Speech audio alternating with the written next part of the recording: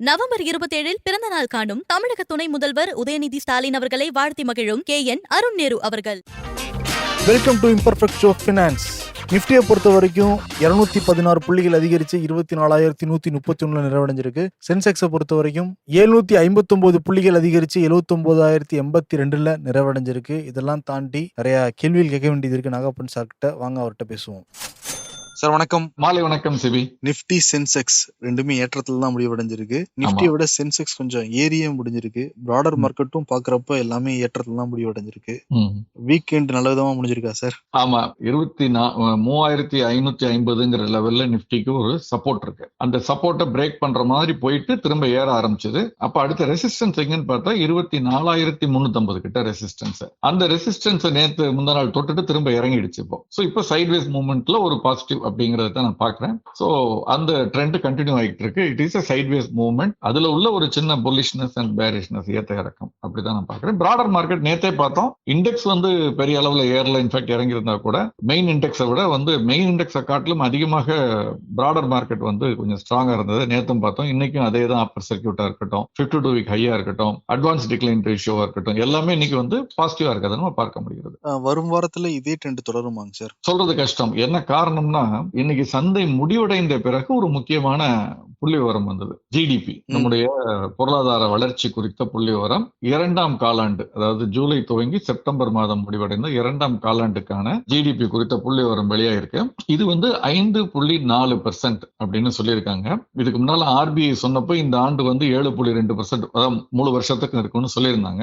But அதுக்கு கொஞ்சம் கூட பக்கத்துல இல்லாத ஒரு ஃபிகரா இது கொஞ்சம் ஒரு சந்தையை பொறுத்த வரைக்கும் நெகட்டிவா பார்க்கக்கூடிய ஒரு விஷயம்னு வச்சுக்கோங்களேன். ஏன்னா பொதுவாக பொருளாதார வல்லுநர்கள் எல்லாருமே இந்த போல் ஒன்று கண்டக்ட் பண்ணுவாங்க. அதோட கிரெடிபிலிட்டி எவ்வளவுன்னு தெரியல இந்த இணையதளங்கள்ல. அதுல பார்த்தா இந்த 7.2 இல்லைனாலும் 6.5 இருக்கும்னு அல்லது 6 ஒட்டி இருக்கும்னு எதிர்பார்த்தாங்க. இது அதுக்கும் குறைவாக 5.4 அப்படின்னு வந்திருக்குது. இதுல போன வருஷம் பாத்தீங்கன்னா இதுக்கு முந்தின காலாண்டு முதல் காலாண்டுக்கு Q1 அப்படின்னு பார்த்தோம்னா ஏப்ரல் மாதம் முதல் ஜூன் வரைக்கும் பார்த்தா 6.7 இருந்தது.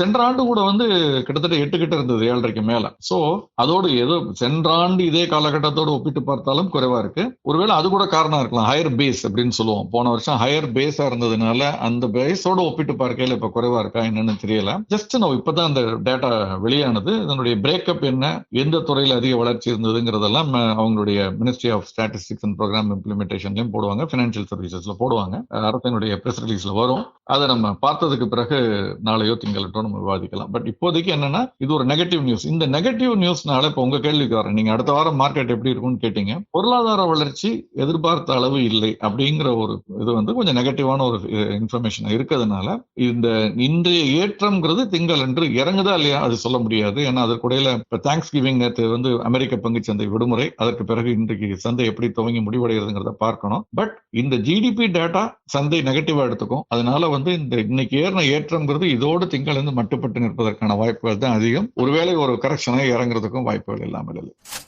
ஜிடிபி பத்தி பேசிட்டு இருக்கப்ப இந்த பேஸ் இயர் ஏதோ மாற்றம் கொண்டு வர போறதா ஒரு செய்தி வந்தது. அது என்ன சார் பேஸ் இயர்? அதாவது இப்ப நம்ம கேட்கிறோம்ல, போன வருஷத்தோடு ஒப்பிட்டு பார்க்கையில தான் இந்த வருஷம் அந்த 5.4 வளர்ச்சி அப்படின்னா, போன வருஷம் 100 அப்படின்னா இந்த வருஷம் 105.4. அப்ப அடுத்த வருஷம் 111ன்னா இன்னொரு 5% வளர்ந்துருக்கதா எடுத்துக்கலாம். அந்த மாதிரி கம்பேர் பண்ணிக்க முடியும் நம்மளால ஈஸியா. அந்த ஒப்பீட்டு அடிப்படையில பாக்குறதுக்கு ஒரு அடித்தளம், ஒரு பேஸ் இயர் வேணும். இண்டெக்ஸ் எடுத்துக்கிட்டோம்னா சென்செக்ஸுக்கு 1979 பேஸ் இயர், 86 தான் லான்ச் பண்றாங்க. பட் 79 பேஸ் இயரை வச்சு பேக் டெஸ்ட் பண்ணிட்டு லான்ச் பண்றாங்க. நிஃப்டி எடுத்துக்கிட்டோம்னா அதே மாதிரி 94ல அது 94ல இருந்தே இருக்கு. சோ இந்த மாதிரியான ஒரு பேஸ் இயர் அப்படிங்கிறது ரொம்ப முக்கியம். இந்த பேஸ் இயர் முன்னால 2011-12 இருந்தது. இப்போ வரைக்கும் அதான் 2011-12 தான் பேஸ் இயர். அதுக்கு முன்னால வேற சில வருஷங்கள்லாம் இருந்திருக்கு, மாத்திருக்காங்க 2-3 தடவை. இப்ப 2022-23 மாத்த போறாங்க பேஸ் இயரை. அதுக்கான ப்ரொபோசல் அவங்கள்ட்ட இருக்கு. ஏன்னா இந்த 11-12க்கு அப்புறம் இப்ப 22-23 ஏன் மாத்தணும் அப்படிங்கிற கேள்வி வருது இல்லையா? எதுக்கு அடிக்கடி இப்படி மாத்திக்கிட்டே இருந்தா அப்ப நம்ம ஒப்பீட்டு அடிப்படையில் 2008 இருந்த ஒரு பொருளாதார வளர்ச்சியும் இப்ப இருக்க பொருளாதார வளர்ச்சியும் ஒப்பிட்டு பார்க்க முடியாது நம்மளால. ஏன்னா அதற்கான அடிப்படை ஆண்டு வேற, இதற்கான அடிப்படை ஆண்டு வேற. ஏன் பண்ணணும் அப்படிங்கிற கேள்வி வருது. அப்ப என்னன்னா, பொருளாதார வளர்ச்சியினுடைய காம்பனன்ஸ் என்ன அப்படின்னு பாத்தீங்கன்னா, பொருளாதாரம்ங்கிறது என்ன, ஜிடிபிங்கிறது கிராஸ் டொமஸ்டிக் ப்ராடக்ட். இந்தியாவில் உற்பத்தி ஆகக்கூடிய எல்லா பொருட்கள் சேவைகள் அதுக்கு ஒரு மதிப்பு போட்டு அந்த அடக்க விலையில அதனுடைய மதிப்பு என்ன அப்படின்னு கணக்கிடுறாங்க. அப்படி பார்க்கும் பொழுது ஒரு 50 ஆண்டுகளுக்கு முன்பு பாத்தீங்கன்னா அந்த கணக்கீட்டுல ஒரு டைப்ரைட்டர் இருக்கலாம், மொபைல் போன் இல்லாம இருந்திருக்கும், லேப்டாப் இல்லாம இருந்திருக்கும். ஆனா இன்னைக்கு பாத்தீங்கன்னா டைப்ரைட்டர் கிடையாது, மொபைல் போன் வந்திருக்கு, லேப்டாப் வந்திருக்கு, இந்த மாதிரி பல பொருட்கள் வந்திருக்கு. சோ இந்த தேவையின் காரணமாக நம்ம இன்னமும் டைப்ரைட்டர் உற்பத்தி 0, அதனால இந்திய பொருளாதாரம் வளரலைன்னு சொல்ல முடியுமா? சோ அப்ப அதை மாற்றுவதற்கான ஒரு அடித்தளம். பட் இவ்வளவு அடிக்கடி இதை மாத்தணுமா, 10 ஆண்டுகளுக்கு ஒரு முறை மாத்தணுமாங்கிறதெல்லாம் அது அரசனுடைய இது, பொருளாதார நிபுணர்கள் விவாதிக்க வேண்டிய ஒரு விஷயம். பட் மாறுவதற்கான தேவை இருக்குது, மாற்றுவதற்கான தேவை இருக்கு. எவ்வளவு ஃப்ரீக்வெண்ட்ங்கிறத மட்டும் தான் நம்ம பார்த்துக்கணும். சார், இன்னைக்கு பங்குச்சந்தையை பொறுத்த வரைக்கும் பாரதி ஏர்டெல் லிமிடெட் கிட்டத்தட்ட 4% அதிகமாயிருக்குதா? ஸ்பெசிபிக் ரீசன் இருக்குங்களா? இல்ல, பல காரணங்கள். பட் குறிப்பா சந்தையினுடைய ஒரு புல்லிஷ் ட்ரெண்ட் ஒரு காரணம். பட் அதை அட்வான்டேஜ் எடுத்துக்கிட்டு நம்ம நேற்று முந்தா நாள் பார்த்தோம் இல்லையா, அந்த ஏஜிஆர் டியூஸ் காரணமாக இருக்கக்கூடிய இந்த பேங்க் கேரண்டி, அந்த இதை வைவர் கொடுக்க போறதா ஒரு ப்ரொபோசல்னு பேசணும் இல்லையா, அது வந்து வோடபோன் ஐடியா அன்னைக்கே 10% 15% ஏறிடுச்சு. அது அன்னைக்கு அவ்வளவு ரியாக்ஷன் இல்லை. இதுல எல்லா டெலிகாம் கம்பெனிக்குமே அந்த மாதிரியான ஒரு முடிவு எடுத்தா அது ஃபேவரபிளா இருக்கும். ரொம்ப கஷ்டப்படுறதுனால வோடபோனுக்கு அது ஒரு மிகப்பெரிய ரிலீஃபா இருந்திருக்கும். பட் அதே மாதிரி தான் பாரதி ஏர்டெலுக்கும் அது வந்து பாசிட்டிவான ஒரு செய்தி. பட் பெரும்பாலும் இது வந்து சந்தையினுடைய ஏற்றத்துல அது வந்து பங்கு பெற்றிருக்குன்னு நான். கமாடிட்டியை பொறுத்த வரைக்கும் சார், கமாடிட்டி வந்து இன்னைக்கு சர்வதேச சந்தை எடுத்துக்கிட்டோம்னா வந்து குரூட் ஆயில் வந்து ஒரு சின்ன வீக்னஸ் தான் இருக்கு. திரும்ப $69 கீழே வந்துருச்சு. $68 அருகாமையில வணிகம் நடக்குது. தங்கம் மற்றும் வெள்ளி ஒரு சின்ன ஏற்றத்துல தான் இருக்குது. அதாவது பெரிய ஏற்றம் சொல்லிட முடியாது. $2660, இது $30.68 இருக்கு. பட் உள்ளூர் சந்தையை பார்த்தீங்கன்னா தங்கம் மற்றும் வெள்ளியினுடைய விலை இன்னைக்கு கணிசமான ஏற்றம். ஏன்னா கச்சாயினுடைய விலை அங்க இறங்கி இருக்க மாதிரி இங்கேயும் இறங்கி இருக்கு. $5800 கிட்ட வந்துருச்சு. நம்ம $6000 ரெசிஸ்டன்ஸ் பார்த்தோம், அது கீழே $200 கீழே தான் இப்ப வணிகம் நடந்துகிட்டு இருக்கு. பட் தங்கம் மற்றும் வெள்ளி எடுத்துக்கிட்டீங்கன்னா கிட்டத்தட்ட 1% தங்கம் வந்து ஏறி இருக்கு, வெள்ளியுமே 1%க்கு மேல ஏறி இருக்கு. 90,000 தாண்டி $91,350 கிட்ட வணிகம் நடக்குது வெள்ளி. தங்கமும் இந்த 75,000 சப்போர்ட்டுக்கு மேல இப்ப 77,200 அப்படிங்கிற அளவுல இன்னைக்கு வணிகம் நடக்குது.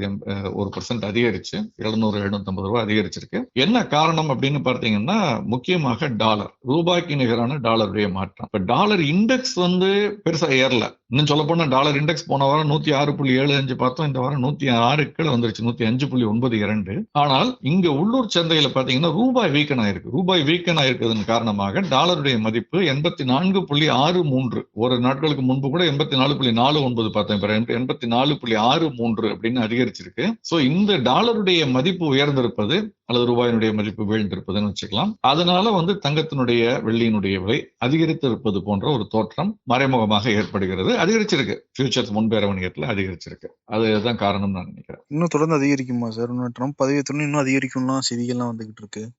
டாலருடைய மதிப்பு மேலும் உயர்வதற்கான வாய்ப்புகள் அதிகமா இருக்கு. சமீப காலமாக டாலர் பெரிய அளவுல உயரல. இப்போ ஒரு வாரம் 10 நாளா தான் உயர ஆரம்பிச்சிருக்கு. எஃப்ஐஸ் இவ்வளவு தூரம் வித்து பணத்தை வெளியே எடுத்துட்டு போனப்பெல்லாம் கூட கொஞ்சம் தான் ஏறுனுச்சு. சோ மேலும் ரூபாய் வீக்கன் ஆவதற்கோ டாலர் இதாகிறதுக்கோ வாய்ப்பு இருக்கு. அரசு வந்து அதை இன்டர்வீன் பண்ணாம சந்தை முடிவு செய்து கொள்ளட்டும், விடுவதற்கான வாய்ப்புகளும் இருக்கு. அப்படி இருந்தால் அதனுடைய தாக்கம் தங்கம், வெள்ளி, கச்சா எண்ணெய் இந்த பொருட்கள்ல நிச்சயமா தெரியும். அப்ப இன்னும் பாசிட்டிவ் வரதுக்கான வாய்ப்புகள் அதிகமா இருக்கு.